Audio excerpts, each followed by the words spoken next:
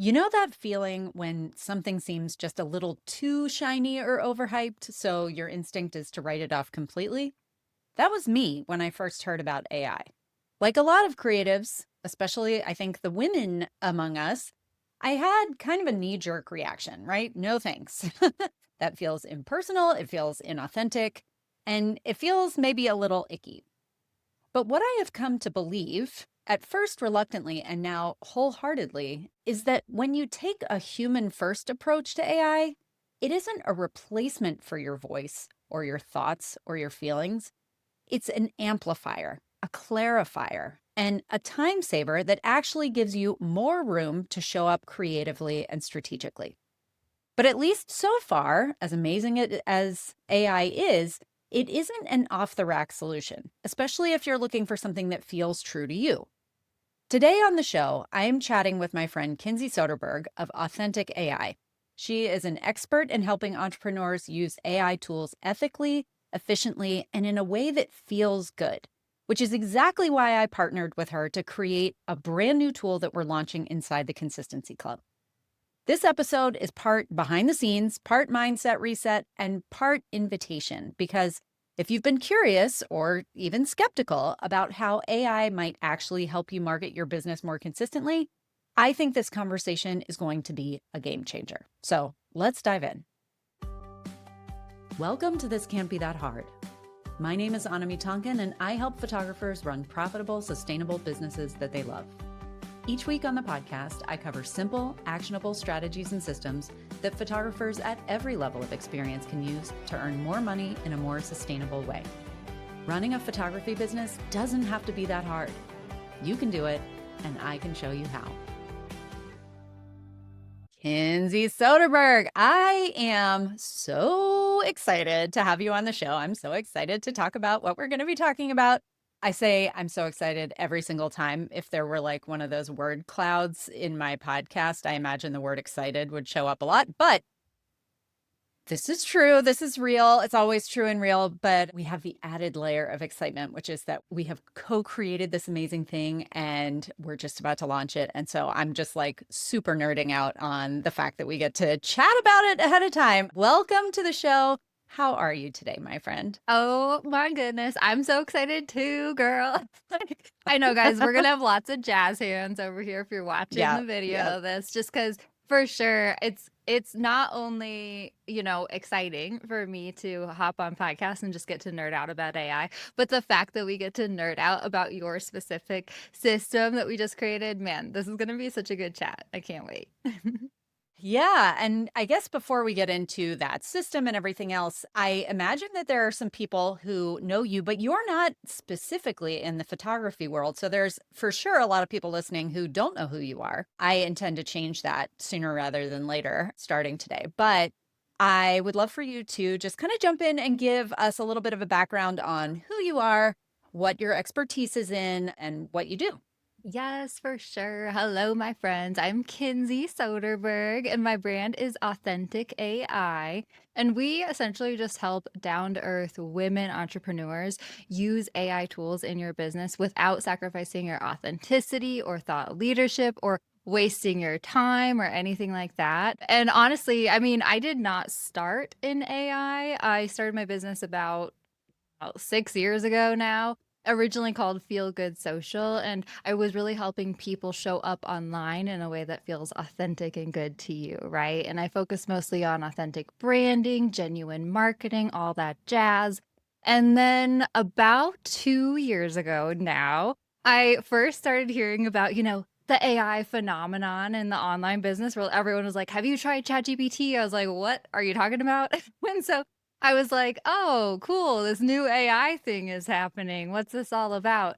And I like to Right. share this because I think it's kind of relatable to a lot of people, and especially photographers, especially creatives. But guys, when I first heard about AI tools, I like to say I was a total curmudgeon about it because I was totally like a grumpy grandpa, like shaking my fist at the sky, being like, "Isn't the internet fake enough as it is? What's this going to do to our creativity or critical thinking skills? Is AI going to take our jobs or take over the world?" Right? Like all of those AI scaries ran through my brain, and I was like, not into AI. Right. And then I actually was on a long drive one day and I had one of those long drive epiphanies where I realized that okay, AI tools are here, and instead of being grumpy about them, probably what would be better is if I turn toward them and get curious about how can we actually use these tools in a way that aligns with us? How can we make these tools work for us?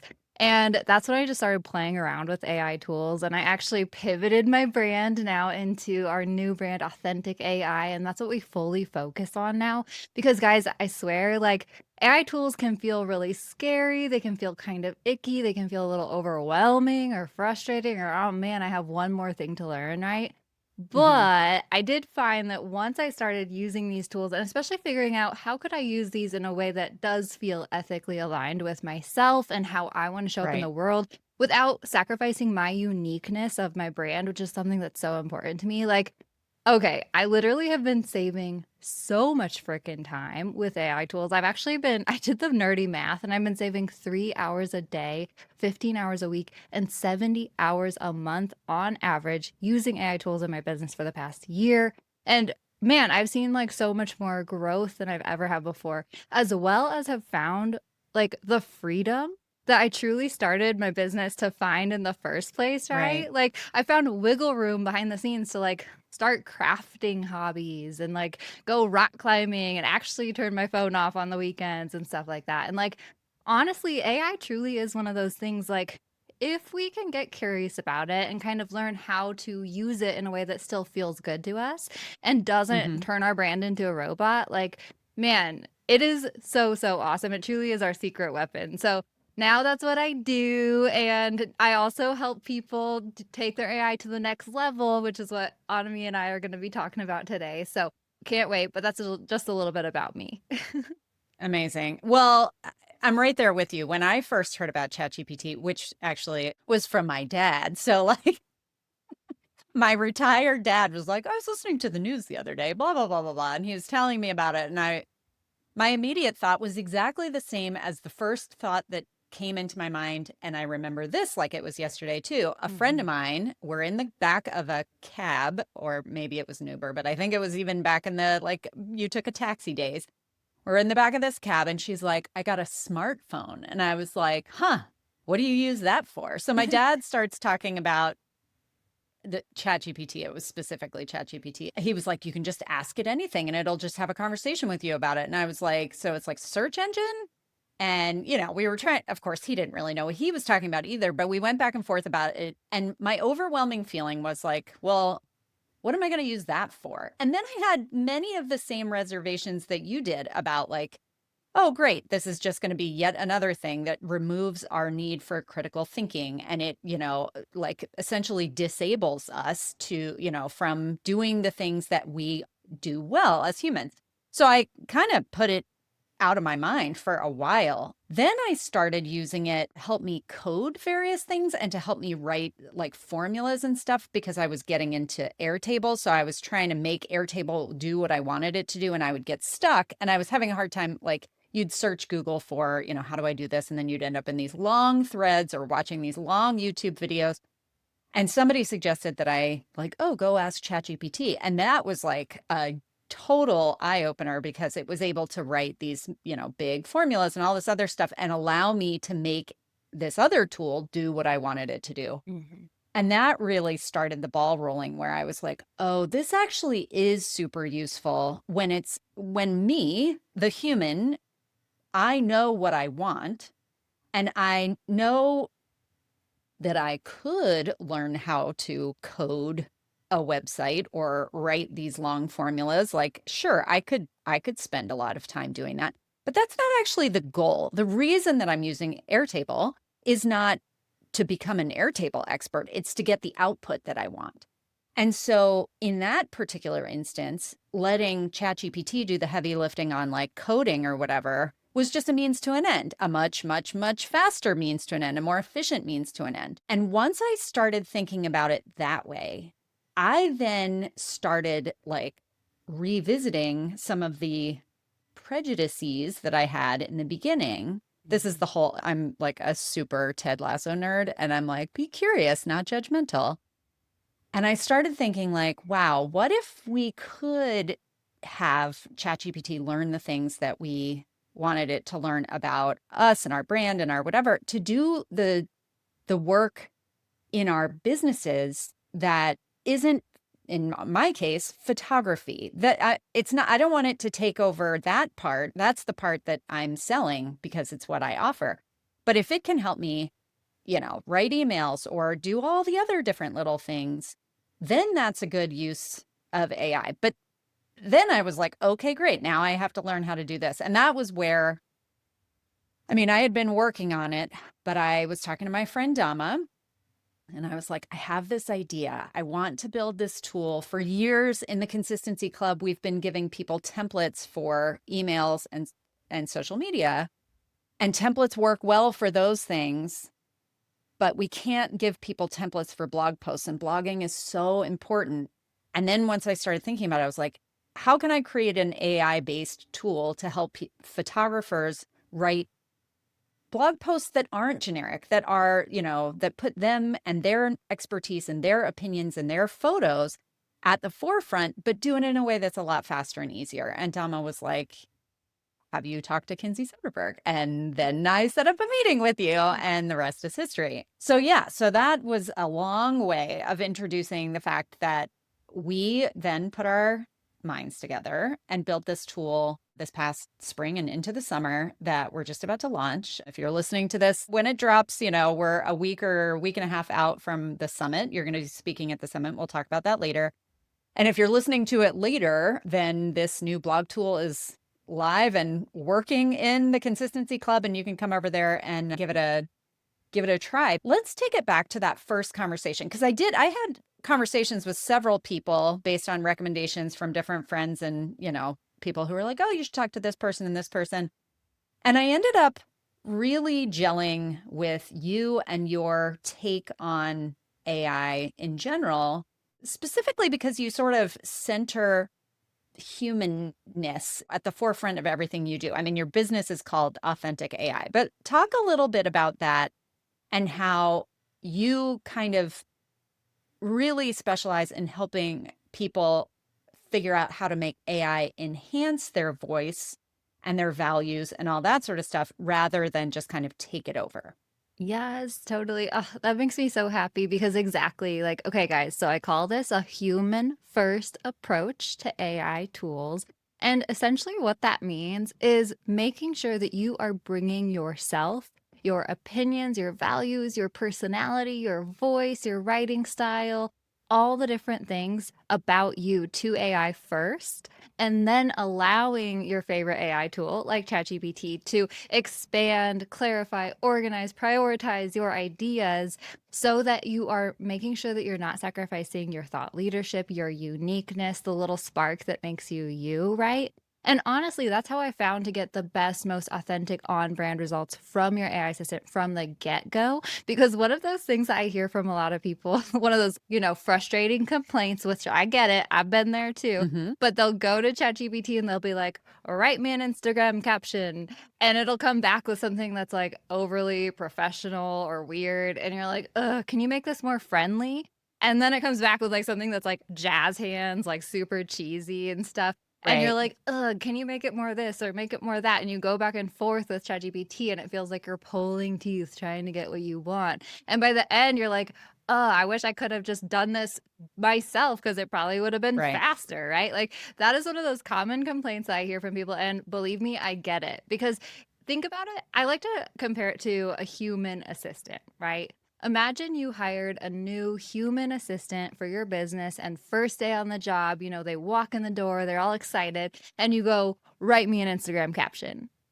And Right. like that poor little human assistant would be like, like you haven't told them anything about your brand, your customers, your strategy, your content strategy for that part, like they that human assistant doesn't know anything about your brand, so they would try to write you a social Hmm. media caption, but not knowing any context or instructions or your strategy, they would probably do a pretty crappy job, right? And the same thing Right. goes for your AI assistant, right? So just always remembering to tell your AI assistant, hey, this is my brand. This is who we help. This is what we care about. This is our perspective on our industry and the topics that we share, right? Like telling it all of that stuff first and then saying, write me a social media caption. And then even giving it details about, I think we should include these tips, or, start Hmm. with an engaging question, or whatever it is that you want from this tool, the end result, like you were saying, like, then that is how it's going to be able to do the best job for you and give you that end result you're looking for, right? And so that's kind of how I teach AI. And that definitely went into then the blog tool that we worked on together for the Consistency Club, too.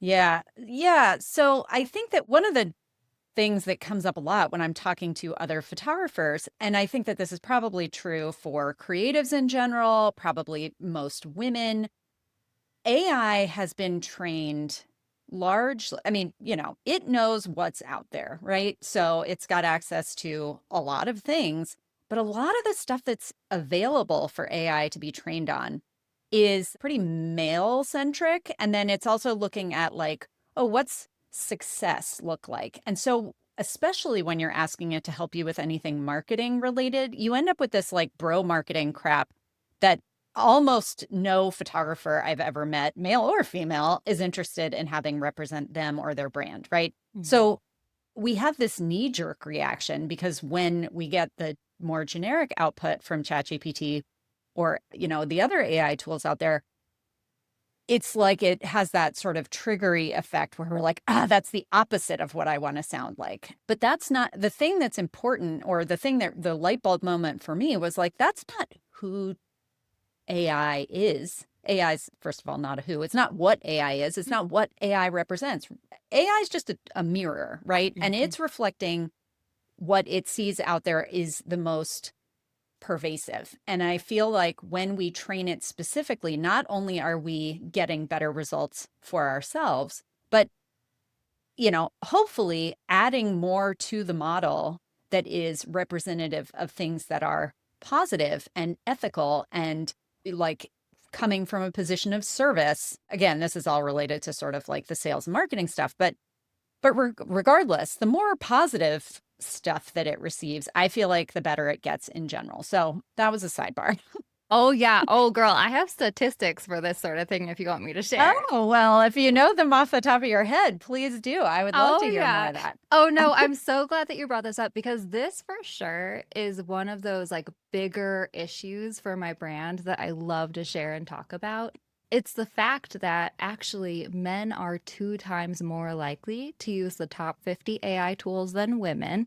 There was a Oh, study wow. done about 2 years ago now, but a more recent study is that I think like 70 something percent of men use the ChatGPT app more than women or something like that. But essentially what we need to realize is that often the people using these tools are more masculine leaning than like feminine leaning. And this is an issue because not only if you think about in terms of the workplace and the gender income gap, if more men are using AI tools than women, well, AI tools have been proven to boost your productivity by up to 40%, which is like working 2 extra days per week. So if men are using them more, getting more done, being more productive, who's more likely to get that promotion or that pay Right. raise? Like, Right. really, in terms of women's wealth, it's really important Yeah. that we start getting curious about AI tools.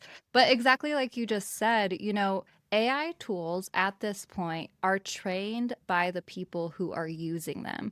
Which means that kind of whatever you're putting into ChatGPT, that is kind of being swept into the big cloud of data that it's being trained on, which means that if more men are using AI tools than women, men are being swept into that data cloud more than women. Their perspectives, Right. their language, their whatever, you know? And I always like to say, you know, AI tools really need our feminine energy. They need our empathy, Hmm. they need our perspective, they need to know what we care about so that these tools can be trained on more diverse data, right? So that the Hmm. future of these tools are better. And so I Yeah. really think it's so important that women use AI tools not just to save time, be more productive, see more success, all that stuff, but also because actually when you're using these tools, you're doing quite a bit to shape the future of these tools, which I think is pretty cool actually. Yeah, that is cool. And I mean, it's one of those like when you know better, do better. So AI is doesn't have judgment about this is better, this is worse. But when it doesn't know something, or when some view or viewpoint is super underrepresented in its database, how can it reflect anything but what it's been given? Amazing. Okay. All of that. I walked into this conversation and I was like, we are going to talk for 3 hours and it's going to be a problem. I don't have one of those podcasts where people are like, okay, I'm on a giant road trip and I'm going to listen to this one episode. Uh-huh. So let's pull it back, even though I totally could keep going. Let's pull it back and talk a little bit about the actual tool that we have built. And I would love to kind of get that from your perspective. Do you want to talk a little bit about like when we first met, what you like the little lights that went off in your head about what it was that I was trying to put together? Yeah. Oh my gosh, for sure. And it was so fun when you reached out because I was like, and I love how this project evolved too, because when It you did evolve. first Yeah. came to me, you're like, hey, okay, I think that I want to create a blog tool of sorts to help my members write blogs that are specific to their business because blogs aren't really something that you can templatize very easily, right? And it's one of the Right. hardest, most, I don't know, in my opinion, boring things to write, let's be honest. For sure. But it's definitely like that core piece of content that then you can like dribble into all the other areas of your content Hmm. world and stuff, right? And I was like, cool, that sounds great. Like, what's the most important to you when it comes to what this tool looks like, when it comes to the experience for your members, when it comes to the output that you want to get Hmm. from the blog tool, right? And what started as what we were going to create in the beginning, just a custom bot, a custom GPT Hmm. sort of thing, turned into more so this like micro tool where it's kind of like you input all your little fun things and then it whizzes through the cool little AI automation and then out pops your perfect for you, done for you blog at the end, which I just think is so much cooler because one of the things that was really important to you was that quality output, right? And Right. when it comes to using ChatGPT or a custom bot, like we were thinking in the beginning, one of the hardest things to do is to train that bot to understand exactly who your members are on that individual level, right? So Hmm. we were kind of worried about, okay, if we could just give your members a custom bot of some sort, well, the output at the end might not be as well because we can't personalize it so much to each individual member of your consistency club, Right. which is then we decided through all the other things to turn it into this micro tool. And now we totally hone like each member's specific strategy. We use that strategy every month to create their blog post along with their own personal insights when it comes to each individual topic and all that stuff. And then out at the other end pops a blog that, hey, is like 90% there for each of your individual members, which, you know, you got quite a few in the consistency club. So that was one of the things we definitely had to navigate. But man, this tool is so much cooler than just a custom GPT. Just got to put that out there. Yeah, I agree. And one of the things, and I know I told you this, I had considered just building this on my own because I had learned about, creating custom GPTs and all that sort of stuff. And I had done a handful of them on my own and I was getting decent results. And I was like, okay, I could probably do this. And I was like, you know what? If I'm going to be doing this, that in a way that I'm presenting it to other people to use, like this is a tool that I'm kind of selling, right? I want it to be as good as possible. I mean, that's all. Obviously, we all want to create things that are valuable and are not garbage. And so did not yet have enough confidence to just be like, nope, I'm good to build this on my own. So I wanted to consult with an expert, work with an expert. And you proved your worth and expertise within like 5 minutes of getting started when you were, because my initial idea was each month, like the way that each month I sit down and write email templates and Dana sits down and writes social media templates, every month I will write a blog template and I will teach this custom GPT, like, I want you to take the user's input, but here's the basic template that you're going to use this month, right? So each month they would get sort of the prescribed topic or whatever. And you were like, okay, but you have, photographers representing something like 15 different niche specialty areas. They're all over the world. They are, somebody might be in a sales cycle, somebody might be in like, I do this, I don't do this. And so one person writing one blog template, it would either need to be so generic that it would kind of work for everybody, or it would be specific such that it would be interesting for some people, but then it wouldn't apply for other people. And your suggestion was, how about instead we add multiple steps to this process whereby we don't want to leave people with the, what do you want to talk about this month? What's your blog post about?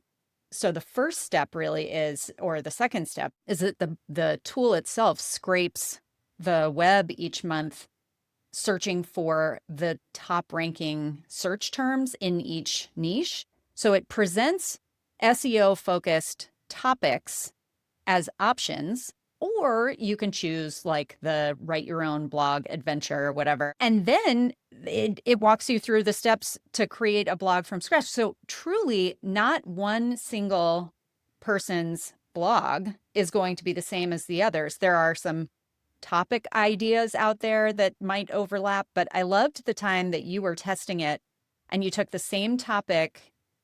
I'm going to let you tell this part with the where you were comparing like the same inputs for two different posts. Oh yeah, yeah. Because you guys, I tested this topic. It was actually so fun to create this tool, and we can get into specifics. Maybe we'll get into more specifics like later at the summit and stuff. But like, Yeah. it was so fun to create this tool because, of course, I had my handy dandy partner, ChatGPT, helping me along the whole Yep. way, guys. Still. And ChatGPT helped me create 3 different avatars for Automie's Consistency Club members, and they might sound similar to you. I think we had like a brand photographer, Lena, I think ChatGPT named Uh-huh. her. We had a wedding photographer, a family photographer. Like I created these different ideal customer profiles, right? So that I Hmm. could test your tool. And oh my gosh, you guys, my ChatGPT got so into it. It was like, I was waiting for this moment. It came up with the whole backstory for each of these avatars. Anyway, side note. So when I was testing the It was tool, fully method acting, the it whole was, it thing. was, yeah, getting into it was Yeah. like teenage drama queen or whatever. But yeah, like, so then I started testing the tool and it was really cool because I would test, like, we had, of course, all of the different trending topics for your 15 different photographer niche categories and stuff. And I was testing the different topics and trying different angles with all my different customer avatars. And yeah, even when I would fill out the form for the same question, same form for Lena, the brand photographer, with the similar topic, the overlapping topic for the family photographer or something like that, like the output would be so different. And it's because the way we set up your system with the AI automation, we're making sure that we're not only focusing on, yes, the trending topics for the 15 different categories for this specific month or whatever it is. But then when we get into the specific topics, we are asking the members individual personalization questions about, what do you think about this topic? What tips would you share? What personal stories or experience might you relate to this? Can you think of a time when you were working with a family and blah, blah, blah happened, right? And so when you share your own personal experiences in, again, that human first way, you hit submit, it goes through the crazy AI automation, and out on the other end pops your blog post. It's super personalized to not only your brand voice and your blog strategy, your keywords, but it's also personalized to your specific perspective on that topic, which that's what Right. makes this so genius, right? Is because we're making sure we're systemizing something that, like, in a very, very personalized way. And like, that's what's so cool. And oh my gosh, one of the Yeah. funniest moments too was when we were like, oh, you have some members who aren't like generally English speaking members, right? They Yeah. produce content in different languages and stuff. And we're like, oh, how can we get around this? And so we made one little tweak on the back end. And all of a sudden I was testing out blog posts in like German. I was like, I Yeah. think this is working. Can you ask one of your German members if this sounds good? And they were like, yeah, this sounds great. So I Yeah. just thought that was so cool too. How customized this experience can be, personalized this experience can be with the help of like an AI automated tool, right? Right. Right. Because I know a lot of stuff about photography, but I do not speak German. And so I can't help somebody in that way. And it was pretty amazing. We had two of our 15 beta testers were create content in other languages. Obviously, they also speak English because they know me and I do everything in English, but they were our first round, we were like, we're not sure what the output is going to be. If they answer all the questions in their native language, then, what's the output going to be? And initially it was in English. And then we went back like behind the back end and fixed, yeah, I think you ended up changing basically just one line Mm-hmm. in the instructions. And all of a sudden they were getting output in the same language that they were answering the questions in. And I then followed up with them throughout the rest of the beta testing, and they both said that it was remarkable how it was mimicking their brand voice and all those different things in their native language. It's amazing. This is where technology, and I know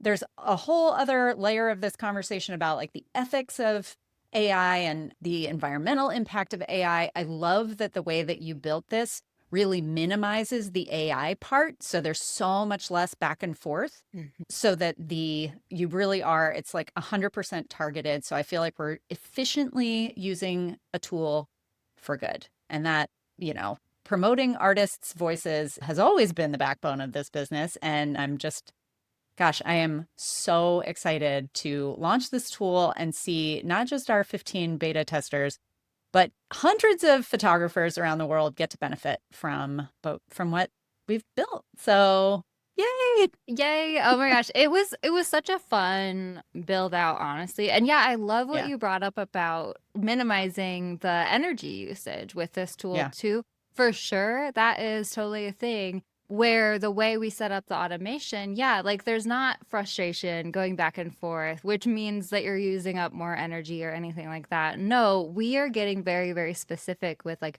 training the tool on your stuff. So it's uber hmm personalized and literally like first prompt that you send through, it spits out like a great blog post for you on the end. And so I'm just so excited for you, for us, for your members. Like, honestly, this has been so fun. And, like, guys, legit, I mean, I've had my round the block with a lot of AI tools and micro tools and all this stuff. And on me, I think that your tool is pretty cool. I know I'm biased, but like yours has got to be the coolest tool out there so far. I love that. I think so too. I really can't like wipe the smile off my face when I go in and, play with it. And I've written my own blog posts with it, and it's just incredible. So we are putting this little summit on where we're going to be doing a live demo.